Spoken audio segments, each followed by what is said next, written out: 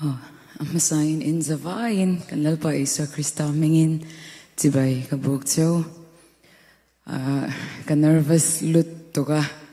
katin hi pudot dot rengan ni tina jang tokan. Tu soy du in ka kat liam do nin ka siya mara ju ka soy lawanga dilema atul zwal puya ka siya tu ka soy nga helai mun kan ron tlen tha ka jang kan mun sang kan kal kola hei Nalindai te, join in hata felite, Maryland kan kalnate, Texas kan kalnate, join helama po,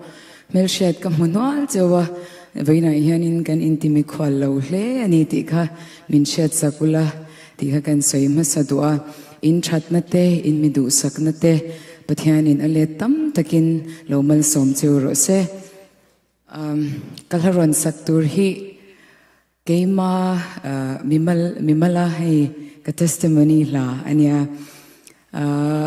hun har satak kato lai khan kovel thila kanin nga kasoi me nga covid hun lai kha anyang chumo nangni pon har satna in nei cheu karinga har satna alia na mo ate amo covid hun lai khan eizon na chungcha nga te Mizorama khanin viral bel te kantia kan mizo puite ani khata chowai khat cha eite khan omani khang ho te tan khan vebur kan lo khon sakto a khang lai khan karil ruwa yan thil tam tak aron luta mi lo har sat ziate pathian nei lo phei chuan nun sha tur zia kha min mu ti rani ti chuanin khovel thila kanin ngata na te kan kala hlotin lo hlauten kan fa te kan zirti ra zirna lama itlong lowange in chom thei lowange ti in na satakin kan fa te kan fui thina ma se khang zong kha ni kha thil tuwa lak bawin omani chu khovel thila kan loin nga na kha khatia kanin nga na lak bawa om khan pathian nei tu tak tan lo chuanin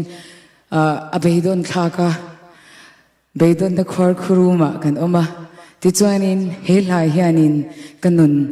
be seina thar mimpe a thamon na mimpe a chutiang bok chuan nangna ni nuna ngei po thu a soi ngei ka be seya har sat na tu na ikal pal tlang mek kha ke chuan ka siat pui lo che zantin a tong trai na I hlan thin kha ke chuan ka siat pui lo che khang hun lai ka tong trai khan lalpa angai bok kron soi le don angai bok kho ti hi kum khat teu tho kha ka dilani ti chuanin ka tong trai na kha ka siat lo lama chani na lo oma keima ka tong trai na kha enge hlok nai nei min ti chuanin ka chan te ho kha ka hlok na ani thin chiat na te beidon na enge thil renga a engzong a thir thiam lo na te khang ti kha ka chan ta ama ro chu har sat na alo thleng po khanin hlimna kaneya thamon na kaneya kha rohlu ber Isua nei tu kani lutna nita in ka sha pathian chu choi moi nom ro se pathian ro puinan rohlu Isua ti la kan sange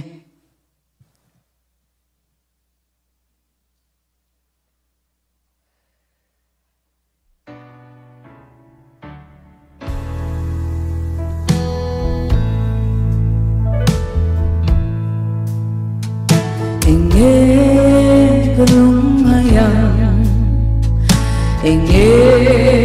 ka lovang engange ka boy fo vang le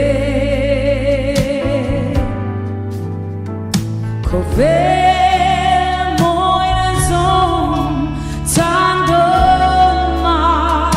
ila Rohlu